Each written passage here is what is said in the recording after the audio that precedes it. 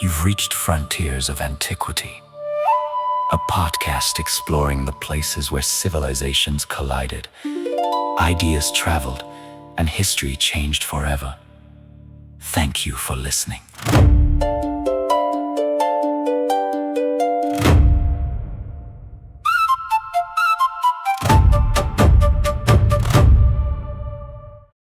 Imagine for a second that you are packing for a trip abroad. Oh, the stress of packing. Right. You are laying things out on your bed, you're checking off the essentials, you have your passport, obviously. Yeah, you can't get far without that. Exactly. You have your phone charger, maybe a travel adapter, some comfortable walking shoes, maybe a phrase book if you are feeling, ambitious. Sure. But what if you also had to pack something else, something totally bizarre?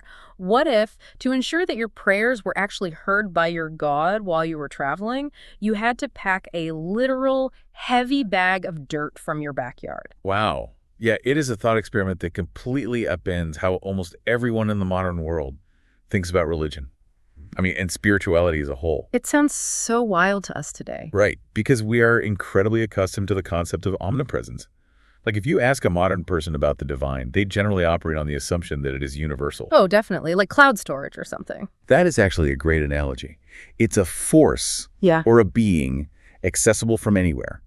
Whether you are sitting in your living room in Chicago or, taking a bullet train through Tokyo or literally orbiting the Earth on the International Space Station. Yeah, your location doesn't matter. Exactly. The geographic location of your physical body has absolutely no bearing on your spiritual connectivity. Okay, let's unpack this, because today we're going to ask you, the listener, to completely step outside of that modern framework. We are doing a deep dive into the ancient Mediterranean and Near Eastern concept of what historians and scholars call territorial deities. Like territorial deity. These were gods who essentially functioned as, cosmic landlords. They had incredibly strict geographic jurisdictions, like actual physical borders. And if you walked across one of those borders, you were walking out of their territory. Which meant you were entering the jurisdiction of a completely different divine landlord. And paying different spiritual rent, I imagine. Literally, yes. You're operating under a completely different set of rules, requiring different tributes, and offering different protections. It is a profoundly fascinating way to look at how ancient people structured their entire reality. It really is. And to explore this, we're going to be looking at a whole stack of historical materials. We'll be discussing ancient steels, these massive inscribed stone monuments that kings used to boast about their conquests. Always good for the ego, those stales. Oh, they loved them. We will also examine Roman military texts that detail highly specific, almost legalistic rituals of warfare. The Romans were nothing if not bureaucratic. True. And we will spend a significant amount of time breaking down a very specific, deeply revealing historical account from the ancient Near East, specifically the narrative found in the text of 2 Kings chapter 5. And just to set the parameters for how we are approaching this, right off the bat, our mission today is to look at all of these ancient texts impartially. We are treating them as brilliant historical and socio-religious artifacts. So regardless of any modern theological beliefs you might hold, we're using these texts as a window. They reveal exactly how ancient people navigated literal borders, how they justified the brutality of war, and how they managed their spiritual loyalties in a world that they honestly believed was physically carved up among different supernatural powers. Yeah, that's the perfect framing. And before we look at the chaotic geopolitics of the specific era we'll be focusing on, which is the 9th century BC in the Levant, we first really have to establish the fundamental laws of physics for this ancient spiritual universe. Right, the ground rules. Because in the ancient world, religion wasn't just, a set of beliefs you held in your head. Religion was fundamentally spatial. Spatial, meaning tied to the physical space. It was inextricably tied to geography and topography.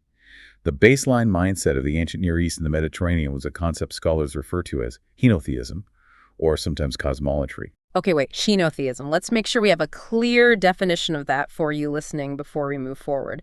Because it's different from polytheism, right? It is related, but it has a very specific flavor. Yeah. Polytheism is simply the belief in many gods.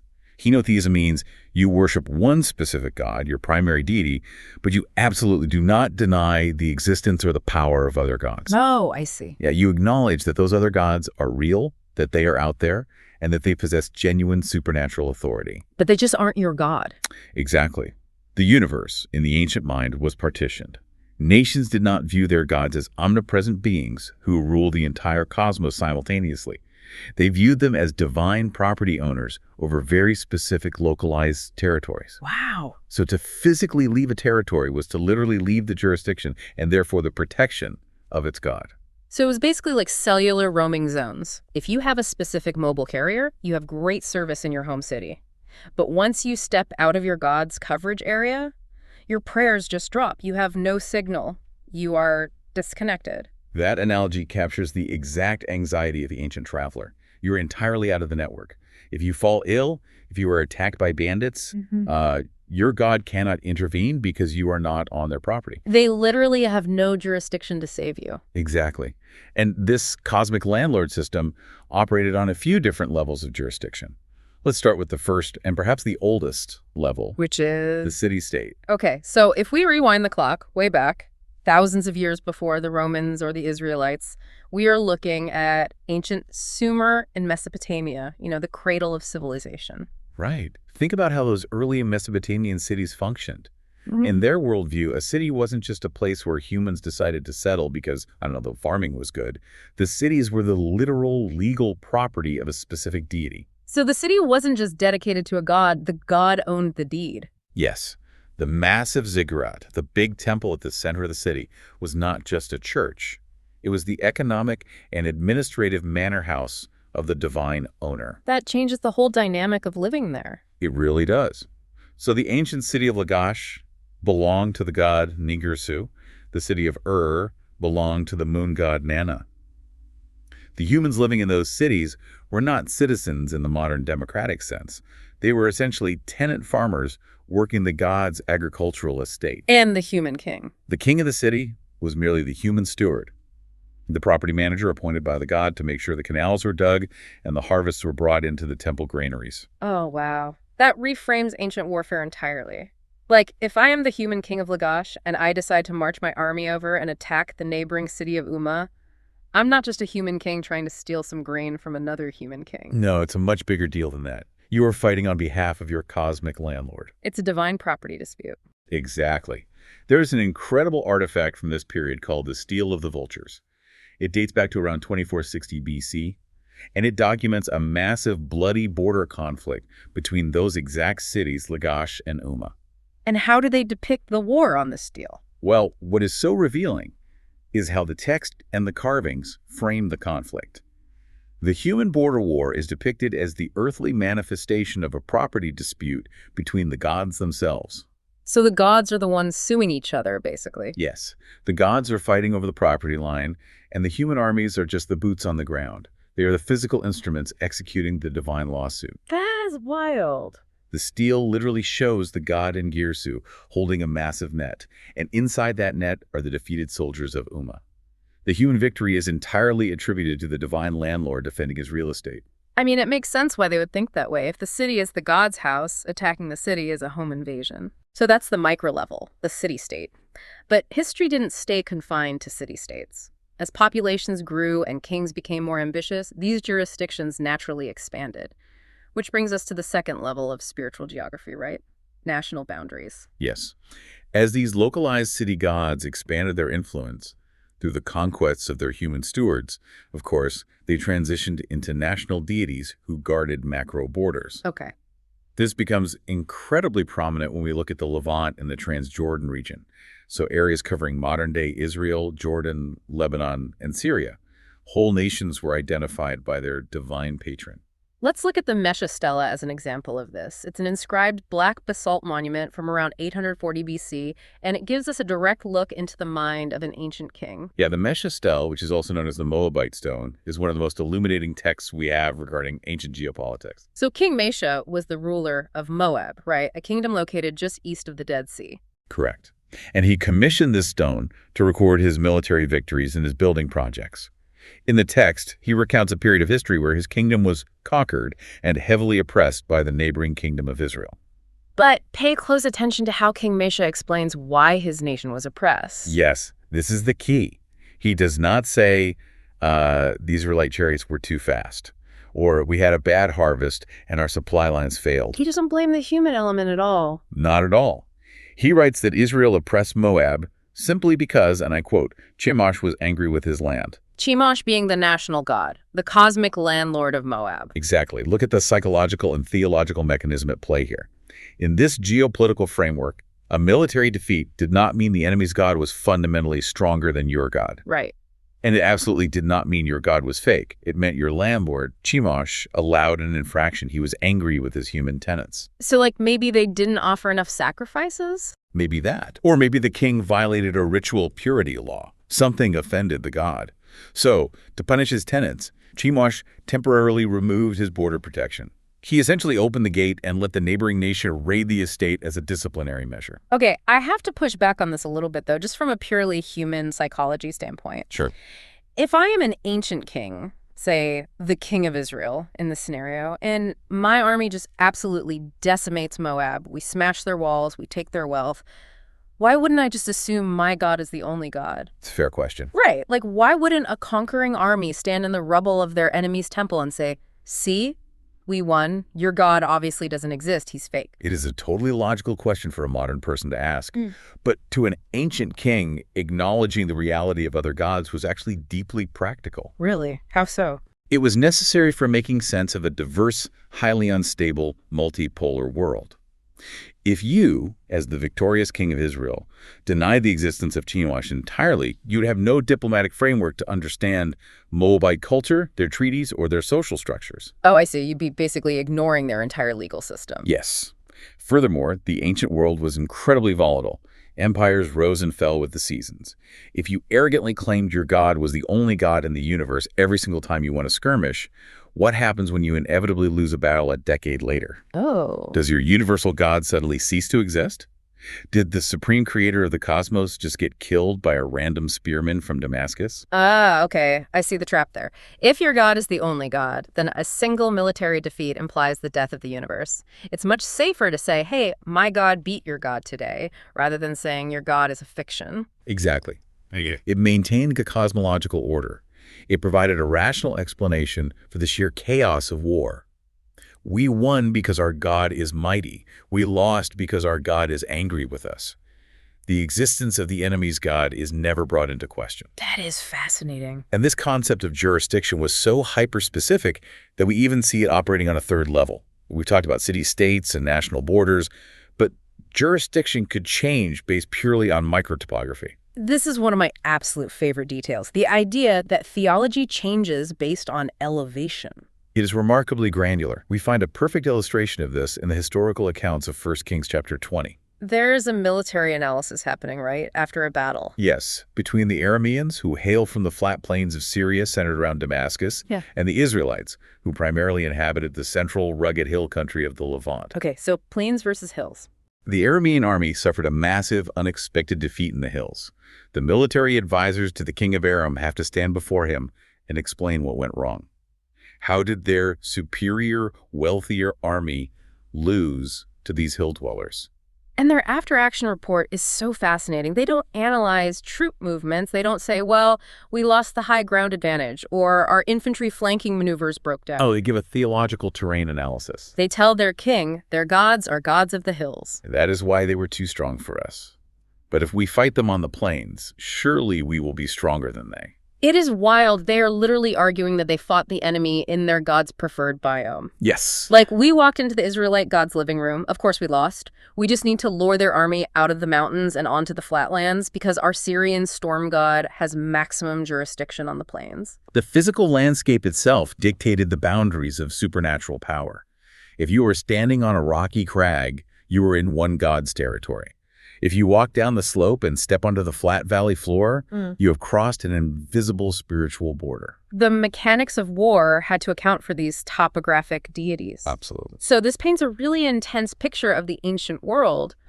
But it also raises a massive logistical problem. Oh, definitely. Because if the gods were that physically tied to the land, to the cities, the borders, the very hills themselves, what happened when humans actually had to move?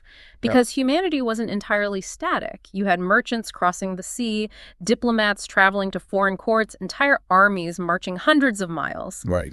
How do you survive a month-long journey if crossing a border means stepping completely out of your divine landlord's protection? Well, you had to find loopholes.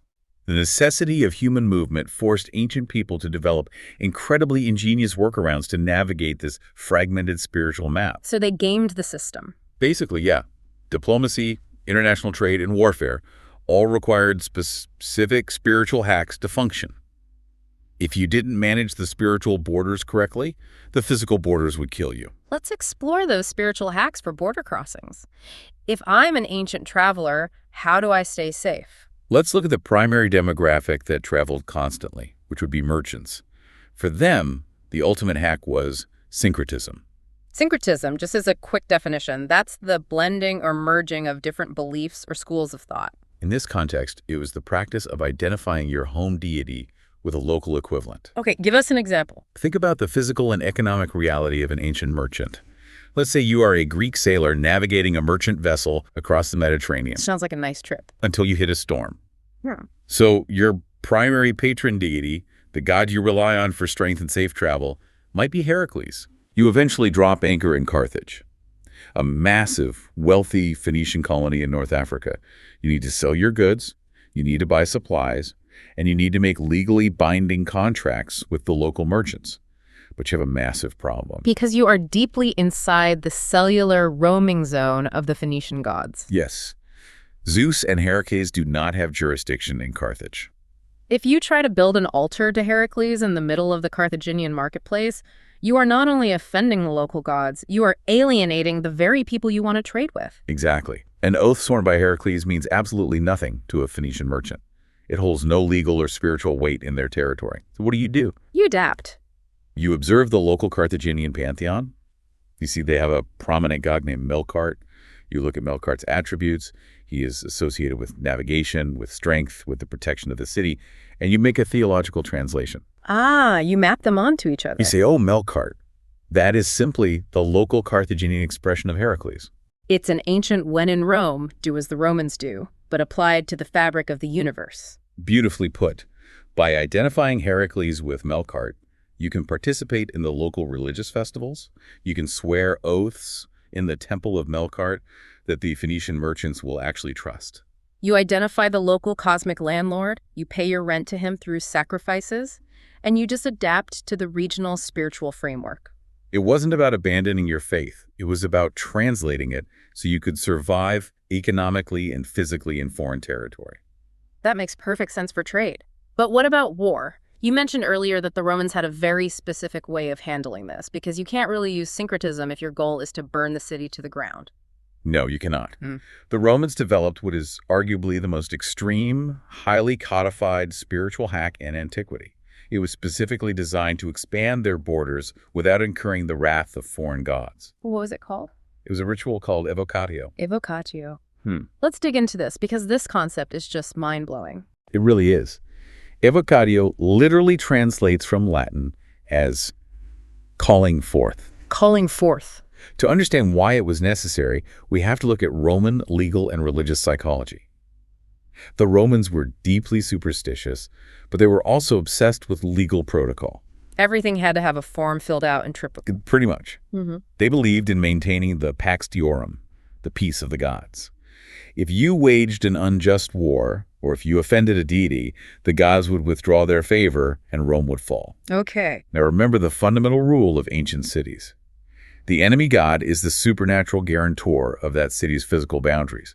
The god literally owns the walls. So if a Roman legion attacks a city, they aren't just fighting the enemy soldiers. They are committing property damage against a divine being. Exactly. In the Roman mind, you could not truly conquer a city until you legally evicted its spiritual guarantor. Because if you breached the walls while the patron god was still in residence, you were committing sacrilege. Right. You would invite the wrath of that god upon Rome. Yeah. So they developed a legal loophole. We have accounts of this ritual from historians like Livy, who detailed it in his monumental work, Ab Urb Condita. Paint the picture for us. What does an evocatio ritual actually look like on the ground? Okay, picture the chaos and the grime of an ancient siege. The Roman legions are encamped outside a hostile city.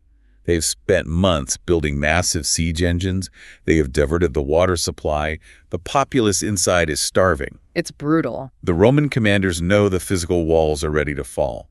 But before the final order to attack is given, before the battering rams strike the gates, a Roman general or a high-ranking priest steps forward from the front lines. Down into the mud. He stands in the muddy no-man's land between the Roman army and the besieged city. And he begins to chant a very specific, formalized legal prayer directed not at the enemy king, but at the enemy city's god. He essentially starts negotiating with the enemy's supernatural landlord. Yes, he addresses the deity, and he offers a bribe. A bribe. A massive, formalized bribe. The prayer would sound something like this. O God, who holds this city under your protection, I pray and beseech you to abandon these people, forsake their temples, leave their physical borders, and instill fear and terror in them. Come over to our side. Come to Rome. Wow. And then comes the offer. If you abandon this city to us, we vow to build you a grander temple in Rome. We will offer you better, more lavish sacrifices than these people ever could. We will even grant you status within the Roman pantheon. I just can't get over the audacity of it. It's brilliant. It's like corporate poaching, but for divine beings. That is exactly what it is. Like, we really admire the defensive work you've been doing here in this small provincial town, but how would you like a corner office in Rome with a better benefits package? Take that analogy further because it fits perfectly. The Romans viewed religion as a contractual obligation. Doude, which means I give so that you might give. They are offering the enemy god a better contract. That makes total sense. They are saying, look, these starving people behind the walls can no longer pay your rent. They have no cattle left to sacrifice. We have the wealth of an empire. Switch sides. And what did this do psychologically for the troops? It was profound. For the Roman soldiers, it cleared their conscience. It allowed them to sack the city with absolute brutality, secure in the knowledge that they were not offending the divine realm, because the god had supposedly already packed up and left for Rome. It is a stunning look into how intensely seriously they took the concept of territorial boundaries. War wasn't just a physical clash of swords and shields.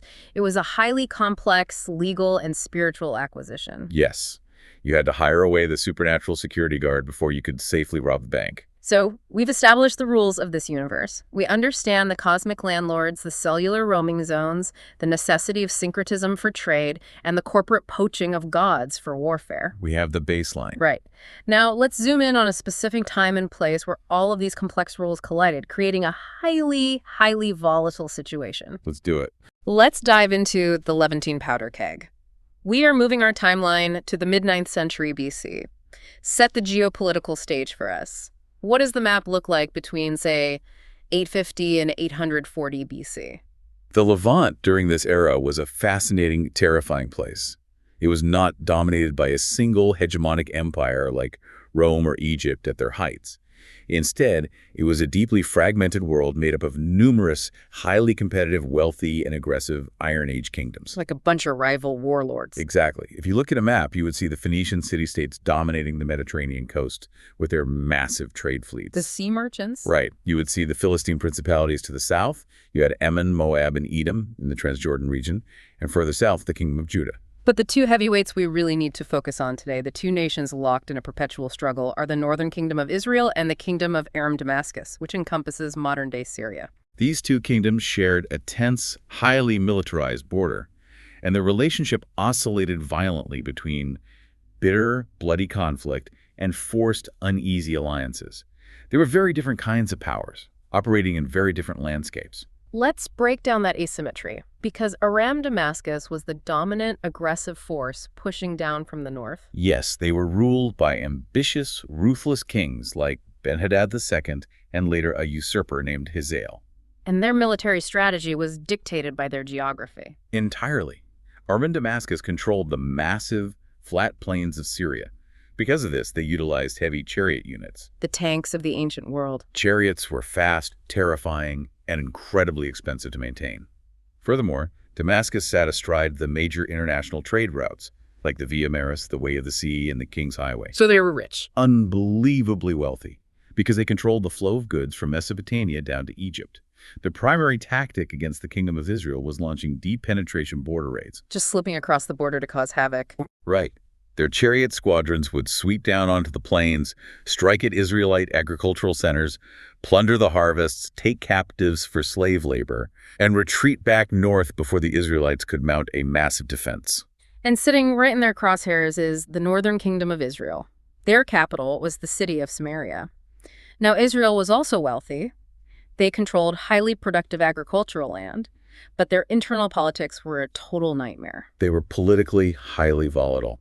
Unlike the southern kingdom of Judah, which had a relatively stable single dynasty, the northern kingdom of Israel experienced frequent, violent dynastic turnovers. Military coups, assassinations, that sort of thing. Constant internal rebellions. During this specific window in the mid-9th century, they were ruled primarily by the Omride dynasty kings like Omri and his son Ahab, and shortly after, they would be violently overthrown by the dynasty of Jehu. And because of their geography, their military strategy was the exact opposite of the Arameans. They couldn't compete with Syrian chariots on the flat trade routes. Exactly. Israel is defined by the central hill country, and chariots are completely useless in rocky, steep terrain. Like trying to drive a Ferrari up a hiking trail. Perfect analogy. So the Israelite kings relied on massive defensive hill country fortifications.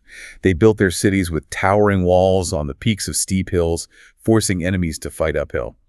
And militarily, they relied heavily on strategic cavalry forces and infantry, rather than heavy chariots. So you have these two enemies locked in this constant geographic and military struggle.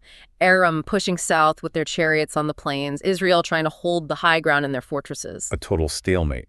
But as much as they hated each other, there was a massive complication looming over both of them, a threat so big it forced them to change the rule. Assyrian shadow. Yes. Tell us about the Assyrians, because they completely altered the geopolitical calculus here. Further to the east, in Mesopotamia, the Neo-Assyrian Empire was waking up. Under a brilliant and utterly ruthless king named Shalmander III, Assyria was expanding its borders rapidly. And they were not to be messed with. They were not just launching quick border raids to steal grain like the Syrians. They were an industrialized military machine looking to conquer, subjugate, and absorb the entire Levant. They wanted total control. They wanted the Mediterranean trade routes.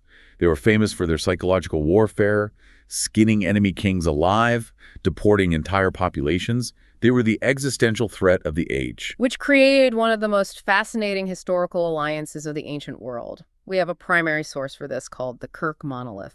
The Kirk monolith is a towering Assyrian stone monument that details the campaigns of Shalmaneser III, and it provides a crucial historical record of the Battle of Qorqor in 853 BC. Set the scene for us. Shalmaneser III was marching his massive, unstoppable army west, directly toward Damascus and Israel. Faced with total brutal annihilation, the bitter enemies we just discussed, King Ahab of Israel and King Hadassah, who is the Ben-Hadad II of Damascus, realized that their border squabbles were entirely irrelevant if they were both going to be impaled by the Assyrians. They had to drop their feud instantly. They teamed up. The Kirk monolith literally lists the troop contributions of a massive regional coalition formed to halt the Assyrian advance. It does.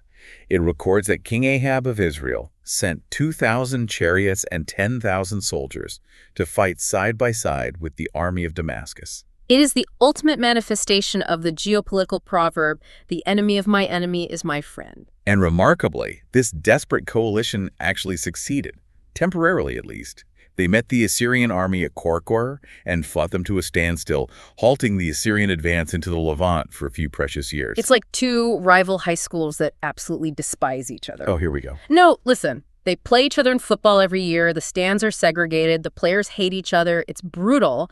But suddenly there's a threat that the state government is going to bulldoze both of their schools to build a massive new highway. I see where you're going. So the rival quarterbacks team up, they march the student bodies on the state capitol together, they organize a massive petition, they win. And the exact second the victory rally is over, they go right back to keying each other's cars in the parking lot. That is a very, very accurate description of Iron Age Levantine diplomacy. Once the immediate crushing threat of Assyria subsided, the grand regional alliance immediately dissolved. The armies marched home, and the localized hostility between Israel and Aram Damascus resumed almost instantly. Which created this terrifying, grinding Cold War dynamic. Absolutely. Even during periods when the kings had signed official treaties, the reality on the ground for the average citizen was a state of constant, low-intensity border warfare. The border raids. Syrian raiding parties would still slip across the border, steal livestock, burn a village, take a few captives, and vanish. It bred a culture of extreme, deep-seated paranoia on both sides of the border. You never knew when your fields would be burned. So, if you are the king of Israel living in your palace in Samaria, you are constantly terrified of the Arameans massing chariots across your northern border. Naturally. But the king of Israel had another major problem. He wasn't just fighting a Cold War with Syria. He was fighting a domestic Cold War internally, within his own borders. Yes. A war over who actually controlled the spiritual territory of Israel. Because if we go back to the fundamental rule of this era, that religion is territorial, then the spiritual identity of the nation is intimately, inextricably tied to national security. Think about the kings of Israel during this time, specifically the Omride dynasty. Kings like Omri and Ahab were, above all else, incredibly pragmatic politicians. Yeah. They wanted wealth, they wanted strong fortifications, and they wanted reliable allies. They were playing the geopolitical game. Exactly. Remember the spiritual hack of syncretism we discussed earlier with the Greek merchant, identifying foreign gods to facilitate trade? Right. The Israelite royal house was implementing syncretism on a massive state-sponsored scale. They were actively blending the worship of their national god, Yahweh, with the worship of Baal, the great Phoenician storm god. This was largely driven by royal marriages and international diplomacy. King Ahab married Jezebel, who was a Phoenician princess from the wealthy coastal city of Sidon. And this wasn't just a romance. Not at all. It was an economic alliance. And when Jezebel came to Samaria, she brought her religion with her, heavily introducing the Baal cult into the state apparatus of Israel. They built temples to Baal in the capital. They also incorporated numerous local Canaanite agricultural cults. Okay, I have to jump in here and question the logic of this from an ancient perspective. Go ahead. If you firmly believe that you have a territorial god, Yahweh, who legally owns the land of Israel, aren't you breaking the fundamental rules of the cosmic landlord system by bringing in other gods? You'd think so. Doesn't that invite disaster? Why risk angering your landlord? It's a great question, and it really gets to the heart of how ancient elites viewed religion versus how the common people viewed it. If we examine the broader picture of ancient statecraft, the kings didn't see it as replacing Yahweh.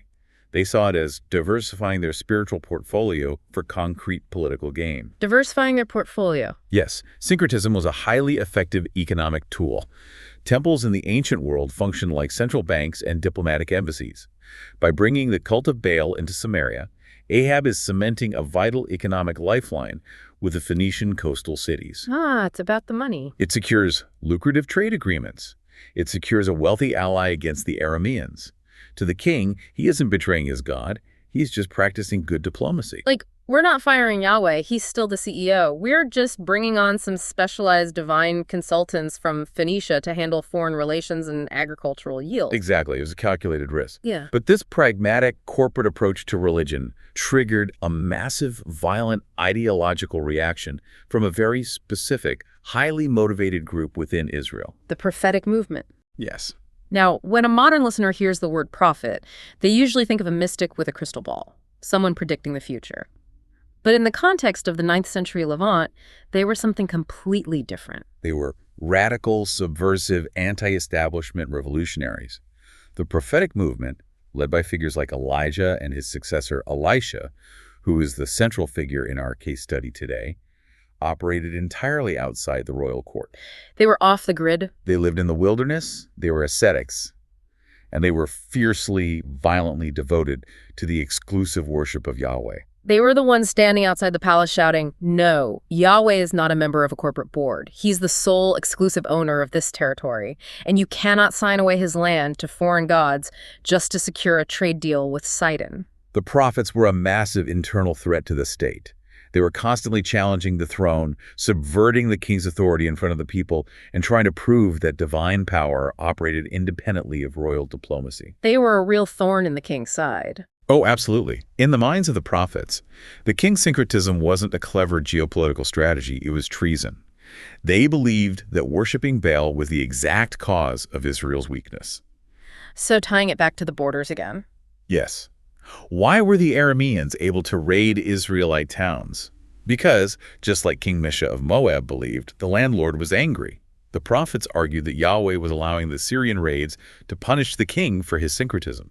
Okay, so we have all the pieces on the board. The stage is completely set. We have the foundational concept of territorial gods. We have massive grinding political paranoia between the Kingdom of Israel and the Kingdom of Aram Damascus. We have constant low-level border raids causing terror. And we have a subversive prophet, Elisha, operating inside Israel, actively undermining his own king's foreign policy. And all of these threads, the geopolitics, the spiritual geography, the human terror, collide perfectly in the historical narrative preserved in the biblical text of 2 Kings chapter 5. Yes, they do. Let's dive into the case study, the story of Naaman, the Syrian commander. Tell us who this guy is. The text introduces Naaman as an elite, highly successful military commander for the Kingdom of Aram Damascus. He serves directly under the king of Aram, likely Ben-Hadad II. So he's a top dog. The text notes that through him, his God had given victory to Aram. He is essentially a national hero in Syria, a wealthy, powerful aristocrat who commands the fearsome Syrian chariots. But despite all his wealth and power, Naaman has a massive, potentially ruinous problem. He is suffering from a severe skin disease. The text usually translates it as leprosy.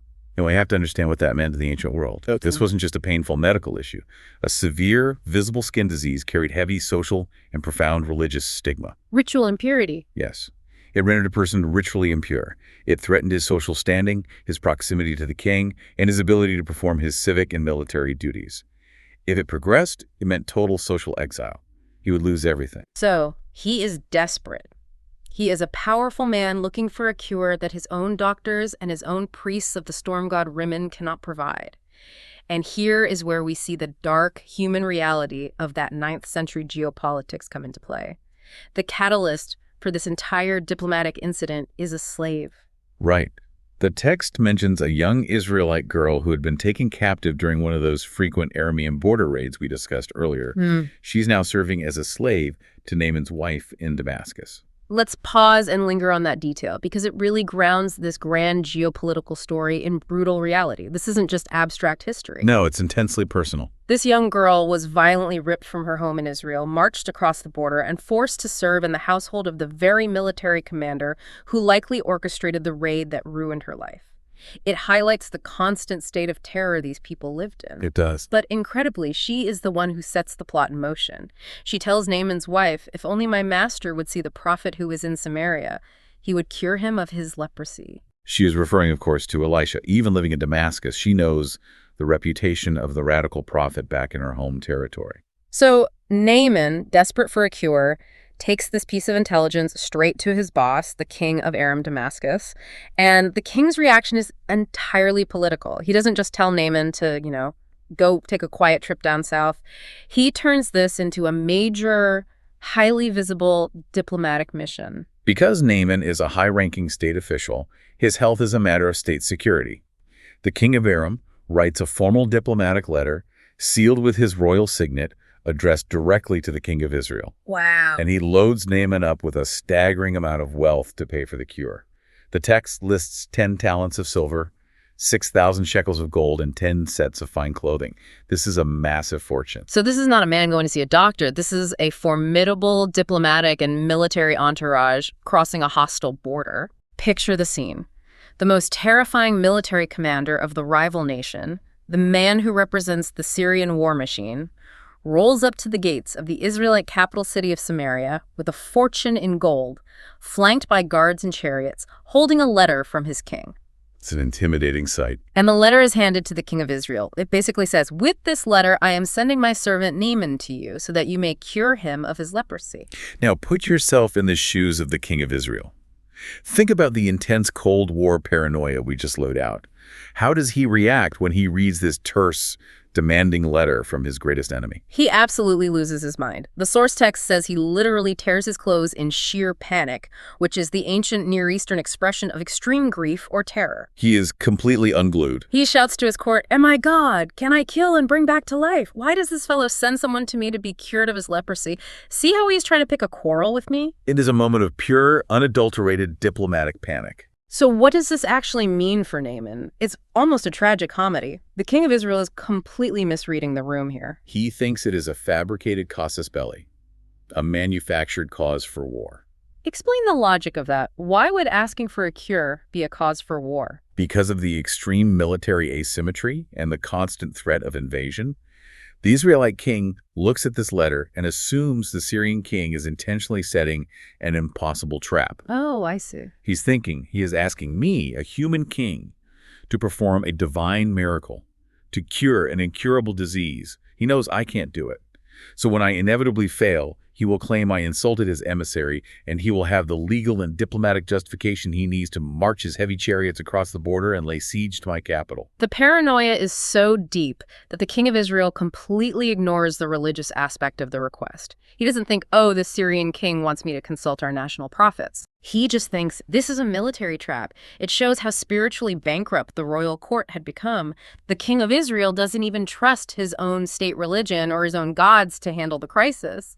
He just sees the Syrian chariots outside his window and panics. But this is precisely the moment where Elisha the prophet steps in and executes an absolute geopolitical power move. The subversive prophet strikes. Tell us how Elisha handles this crisis. Word reaches Elisha out in the country that the king is in the palace tearing his clothes in terror over a Syrian letter.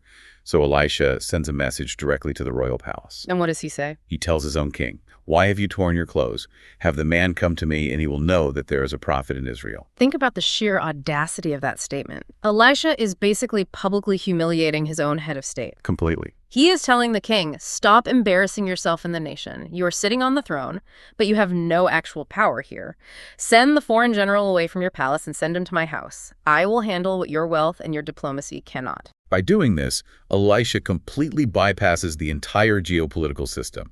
He dismisses the royal treaties, he ignores the vast wealth Naaman brought, and he bypasses the diplomatic protocols entirely. It's a flex. A massive flex. He asserts total spiritual dominance over both his own corrupt, terrified king and over the elite Syrian commander who thinks he can just cross the border and purchase a miracle. So Naaman is redirected. He takes his horses, his chariots, his gold, and his guards, and he leaves the royal palace. He travels to wherever Elisha is staying, and this massive Syrian military entourage pulls up and waits outside the door of Elisha's modest house. Quite the contrast. The commander of the Syrian army is waiting on the doorstep of a radical Israelite prophet. And the ensuing interaction, the ritual of healing, and what Naaman asks for immediately afterward, provides arguably the ultimate historical masterclass in how ancient people understood, negotiated, and managed territorial boundaries. So Naaman is waiting at the door, expecting a grand reception.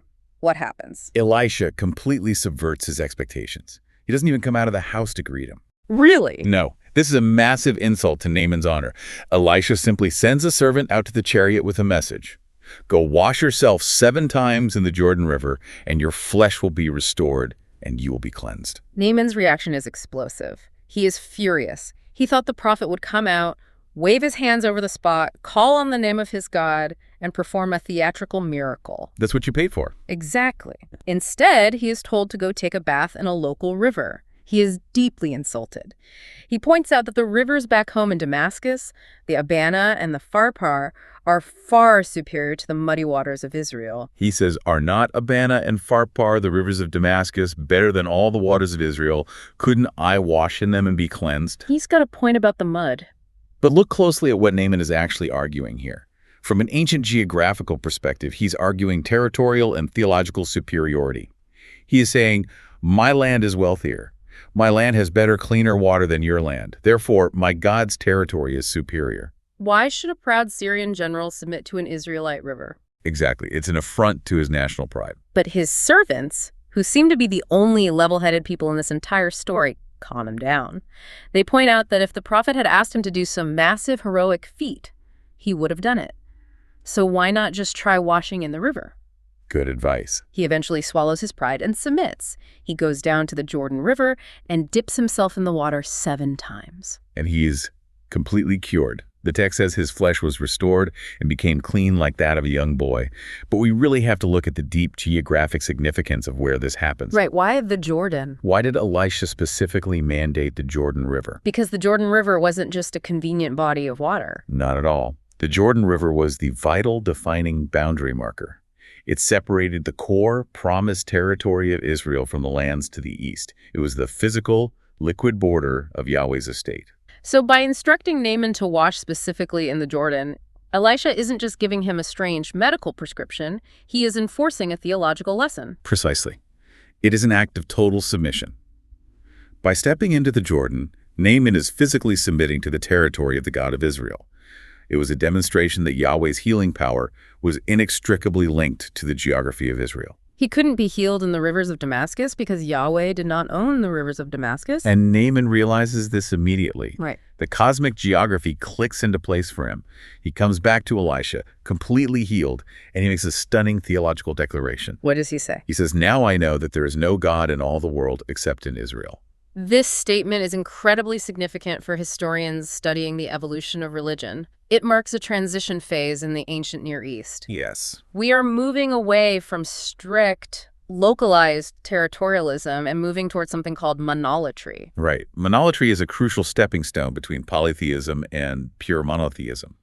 It is the worship of one supreme God while still acknowledging that the spiritual rules of the world might require specific geographic protocols or that other lesser spiritual beings exist. Okay, so Naaman recognizes a supreme universal power. He explicitly says in all the world. But notice the geographical caveat right at the end of his sentence. Yeah. Except in Israel. It's a fascinating paradox. His newly expanded worldview has recognized a universal power, but his ancient mind is still entirely constrained by the physical necessity of geography. Exactly. He believes Yahweh is the greatest God, perhaps the only truly powerful God, but Yahweh is still physically located in Israel. His power emanates from the specific dirt. Which immediately creates a massive existential logistical problem for Naaman. Because Naaman has to go home. He is an active-duty military commander. He has to cross back over the border into Damascus, deep into the cellular roaming zone of the Syrian storm god, Rimmon. And this leads directly to what I consider one of the most bizarre, brilliant, and revealing requests in the entire ancient corpus. The dirt request. Yes, the dirt request. Naaman, having been healed, asks Elisha for a parting gift. He says, "If you will not accept a gift from me, please let me, your servant, be given as much earth as a pair of mules can carry, for your servant will never again make burnt offerings and sacrifices to any other god but the Lord." He literally asks for 2 mule loads of Israelite dirt to haul back across the border to Syria. So specific. When I first encountered this in the research, I laughed. It sounds completely absurd to a modern ear. Why on earth does a wealthy general want to haul hundreds of pounds of dirt across the desert? You have to view it through the lens of the problem of exile worship. Right. We discussed this at the very beginning of the deep dive. If you cross a political border, you enter a different god's domain. Right. Worshipping your home god on foreign soil was considered functionally impossible. The god couldn't hear you, or the sacrifice wouldn't count, because the blood of the sacrifice wasn't spilling onto their authorized property. It was spilling onto the property of a rival god. So Naaman, who now wants to worship Yahweh exclusively, realizes he cannot legally or spiritually do it in Damascus. The Syrian soil belongs to Rimmon.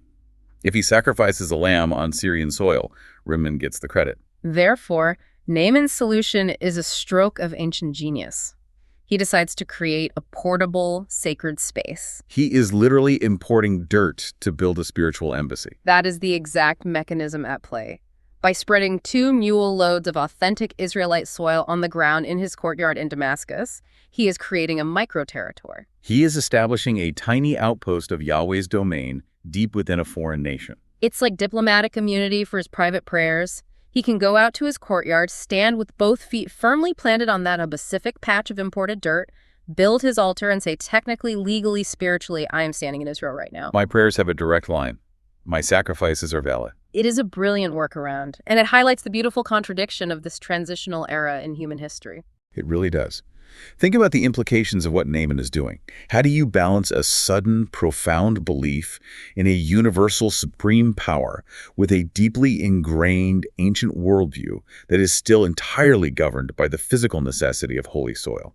Naaman is trying to physically bridge that philosophical gap with 2 mules of dirt. And he has one more major hurdle to clear before he leaves. Because he isn't just a private citizen who can quietly worship in his backyard embassy. He's the commander of the Syrian army. He has intense, highly visible civic duties. This brings us to what scholars call the Rimmon dilemma. Yes. Naaman brings this conflict directly to Elisha. He says, "May the Lord forgive your servant for this one thing. When my master, meaning the king of Aram, enters the temple of Rimmon to bow down, and he is leaning on my arm, and I have to bow there. Also, when I bow down in the temple of Rimmon, may the Lord forgive your servant for this." Rimmon, also known in other texts as Hadad, being the localized national storm deity of Aram Damascus, the cosmic landlord of the Syrian realm. Right. The state temple of Rimmon was the absolute center of Syrian civic and political life. As the top general, the king's right-hand man, it was Naaman's literal job to physically accompany and support the king during the massive state sacrifices. He's literally propping the king up. He cannot opt out of this. If he refuses to enter the temple of Rimmon, he isn't just making a personal religious choice, he is committing treason against the state of Syria. So he is asking the prophet for a religious exemption. He's laying out his reality. He's saying, look, I have my patch of Israelite dirt at home for my real, genuine worship. But from 9 to 5, as a matter of state security, I have to go into the temple of Rimmon. When I bow down there to support the king's arm, please know I'm just doing my civic duty. My heart isn't in it. Doesn't mean anything spiritually. It highlights the intense, agonizing, ancient struggle of balancing state-mandated cultic duties with private, personal devotion. Naaman has to navigate his political loyalty to the Syrian state alongside his newfound, absolute spiritual loyalty to the God of Israel. And Elisha's response is incredibly revealing. You would expect the radical, subversive prophet who just humiliated his own king to demand absolute purity. Yeah, you'd expect him to tell Naaman to refuse to bow to Rimmon, even if it costs him his life. But Elisha doesn't condemn him. No, Elisha simply looks at him and says, "Go in peace." Wow. He accepts the geopolitical reality that Naaman is forced to live in. Elisha understands the deeply entrenched system. He understands that Naaman is doing the absolute best he can, making the most sincere effort possible within a world that is still partitioned by cosmic landlords and unforgiving political borders. It really is a profound look into the psychology of the ancient mind. We cover a lot of ground on this show, but exploring the spatial, geographic nature of ancient religion has been one of the most eye-opening journeys. It completely reorients how you read history. We've moved from the very foundations of civilization, examining Sumerian property disputes where human armies fought and died as mere proxies for divine landlords, to the incredibly calculated, legalistic Roman ritual of evocatio, where generals literally negotiated bribes with enemy gods to legally authorize the destruction of a city. through the intense paranoia of the 9th century Levantine Cold War, examining how kings used religious syncretism as a tool for international trade, and how subversive prophets fought back to protect their gods' exclusive territorial rights. Culminating in the deeply human story of an elite Syrian commander cured of a devastating disease, hauling 2 mules of dirt across a heavily fortified hostile border just so he could build a tiny, authorized embassy to speak to the divine. It is just a staggering reminder of how deeply human beings need to physically connect with the world they believe in. They didn't just have abstract faith, they needed to touch the physical earth to validate it. They needed a place to stand. And while it is very easy for us sitting here today to look back at Naaman, the cosmic landlords, and the territorial gods and dismiss it all as primitive superstition, it is worth considering how those exact same psychological instincts operate in us today. Oh, absolutely. The boundaries may not be marked by inscribed stone stels or the muddy banks of the Jordan River anymore, but the human desire to partition the world into our sacred, safe space and their hostile, corrupt territory is very much alive. Which leaves us with a final thought for you to mull over.